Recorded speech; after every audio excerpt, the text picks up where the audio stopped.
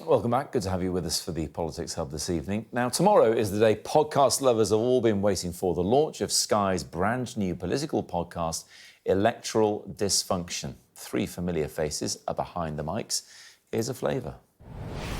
Bread and roses, that's what my nanny taught me. We don't just want bread, we also want roses. Survival isn't the only thing you should want to decorate your life. Smell the roses. Smell the roses. Nice. Okay. I like the sound of your nan. She was very, very, very certain about how women had to clean. She was constantly obsessed with me keeping my hand on my halfpenny and keeping it very clean. Have you got very clean house now? That's gone right over Beth's head Yeah, again. I was talking about my vagina, Beth. Oh, God. She doesn't know what keeping your hand in your halfpenny is. Keep your hand on Sorry, your no, halfpenny. hang on. Stop. But What's also, a halfpenny? Your vagina. I've never heard It's your that. lady garden. What? How do you both know that and I don't know that? There is a lady garden in the House of Lords. You should get to know. Joined now in the Politics Hub studio by Beth, Jess and Ruth, presenters of the new Electoral Dysfunction podcast. And I saw the title and I read it quite quickly and thought, well, this is made for me. And then I realised it wasn't what I thought it was. And it's about politics, and quite unusual to have 3 women do a politics podcast, Beth. It is. We'd noticed there was a gap in the market. There were lots of news dads out there, aren't there? And there weren't any... Well, actually, that's not true. I got told off for this. There are some all-women podcasts. About politics. About politics. But not like this one. I would like to say we're inimitable, if I can... Did I pronounce Inimitable? that? Did I do that correctly? I think more uncontrollable, Beth. You've tried I've twice. tried. Actually, my main pleasure of this whole segment is for me just to sit back and see if Matt can handle you and if I could get some tips. Look, I'm game. I mean, I think the title... You had me at the title. We've got a blue pill for that, you're grand. How did it come about? Did you already know each other? Is this just you like working the beat in Westminster and getting to know these 2, or up in Scotland, of course? How did it happen? So we wanted to do a podcast going into election, obviously. Yeah. When September came around, there were lots of launches of more podcasts. Many of them were either all male or nearly all male, with one or with a woman in it. George Osborne. There was Ed and George. Then the Times launched one. It has got Daisy. It has got a female in it. But there wasn't an all-women one. So I thought there's a gap in a very saturated market. What did you say, Ruth? The world needs another. Needs a whole bunch of, middle-aged white men talking about politics. So we decided that we would go and do it ourselves. We'll have a bunch of middle-aged... right now. Yeah. And then we were talking to Ruth. Yep. Trying to get her to do it. And? And... Did you need persuading, or...? Well, as soon as they said it was going to be, the Royal Television Society's Interviewer of the Year. Congratulations, Beth, from yesterday. Yeah. Well done. That was going to be running the rule over me and Yeah. Jess. I was in. I was all in. I've always wanted to be Jess when I grow up. It's just a shame she's younger than me. But in terms of just somebody that has a personality and just being able to talk about politics in a way that, is not trying to toe a party line, but actually explain how it works and what goes on behind the scenes, and that if you're ever at home wondering, is it a cock-up or a conspiracy? Always go for cock-up, always. Yeah. We're not that sophisticated as a bunch of humans that are sitting in either the Lords or the Commons. It just, hopefully we're able to explain to people, not just how stuff is happening, but also why it's happening and some of the conversations that go on behind the cameras and behind the scenes.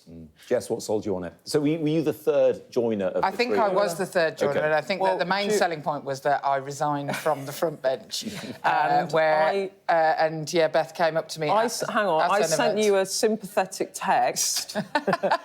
She's very sympathetic towards I sent her because actually that's a tough thing to resign from a job you love doing, right? Absolutely. And then I phoned you. Yeah, and asked me to do it. Now, obviously, when you're on the front bench of to be perfectly honest, I probably could have done it under those circumstances as well. But there is an element of towing party lines, which is a fine art in politics. People have to come on and people like yourselves will try and get us to say something that we don't want to say, and we will try and divert. Now, I have always been absolutely rubbish at that. Yeah, I am absolutely rubbish. I do try and answer the question that I have been asked. which I understand is not the art form that I had signed up to. But there is always an element when you are on the front bench that you are more constrained. And so it was an opportunity to do it. My whole political career, I think, and I didn't enter into it with it knowing this would be the case, but it sort of manifested itself, has been about trying to get people to, as Ruth says, feel part of politics by being less cynical about it through honesty, like trying to be honest about what is actually going on. And at the moment, politics, I mean, in the last few weeks, Westminster has not covered itself in glory. And I think that people are so turned off and just want to look away when this sort of thing happens.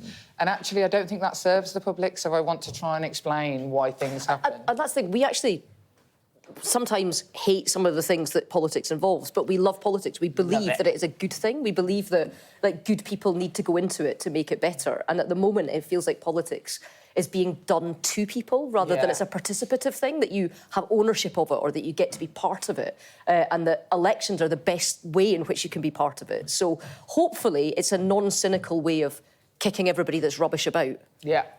Can I make an observation? In your straight talking and your sense of humour, you're more representative of the wider world than a lot of politicians are. Isn't that the attraction here? Look, when we were trying to draw up a list of in a podcast, it's not the same as a television interview where you are trying to potentially really, sometimes skewer a politician if they're trying to obfuscate. A podcast is people are listening to them at home, if they're taking the kids to football, they're going for a run. They want to feel like they're in the room with you. We want people to enjoy our conversation and we want to enjoy each other's company. And the point of it is it's not heat, it's light. Yeah. It's a conversation in which we can explore stuff. When we were trying to approach people to do it, there aren't that many politicians and figures in political life that you think that you're going to get an honest, candid, revelatory conversation about with honesty. Or funny. You are funny.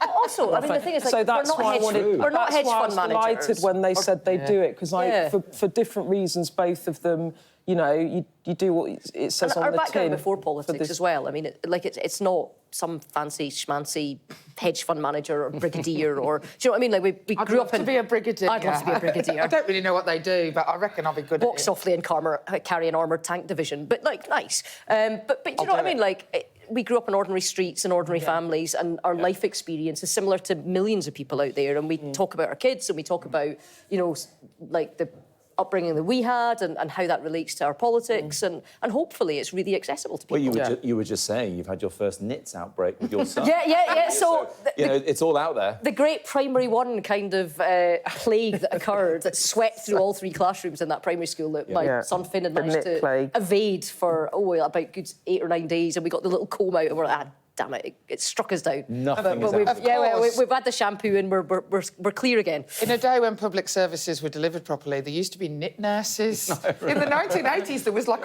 a woman, it was always a woman, who came to your school and did your hair, checking for knits. Oh, a bygone era of public services. My children, I'm lucky, they touch wood. They've never had knits? No, of course they've had loads of knits. They've got to that age. What ivory tower do you live in? They've got to that age where knits is no longer the option. No, because they're just truant from school. That's...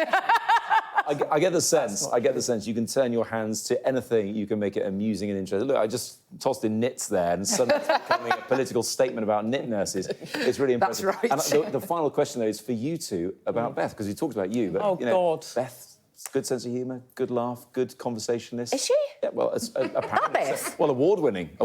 She's award-winning, so that's true. It must have been a no-brainer for you two. I just like the smack of firm government, and she's very sharp. Yeah. Love it. Firm hand. Good That's what we grief. like. It's hard to give you two a firm hand there. How did you find it? I think it's time for a stiff drink and download the podcast. But it's been recorded tomorrow. It is. And it comes out when? The first episode? Tomorrow. It comes out immediately. Because it's the Rochdale by-election tonight, so we're doing it tomorrow morning so we can talk about Rochdale. What else are we going to talk about? Look ahead to the budget. We're going to be talking about, International Women's Day. International Women's Day. And obviously, what was going on in the Commons, yeah. MP safety. We've got actually, it's going to be a bumper edition, isn't it? There's a lot of politics this every week. Friday from tomorrow. Yep. That's correct. Looking forward to it. Thank you very much. Thank you. Thank you, Matt. If you like the sound of that, and who can blame you, scan the QR code on the screen right now to follow and subscribe to the Electoral Dysfunction podcast. Best name in the business, that is. It's finally launching tomorrow, wherever you get your podcasts.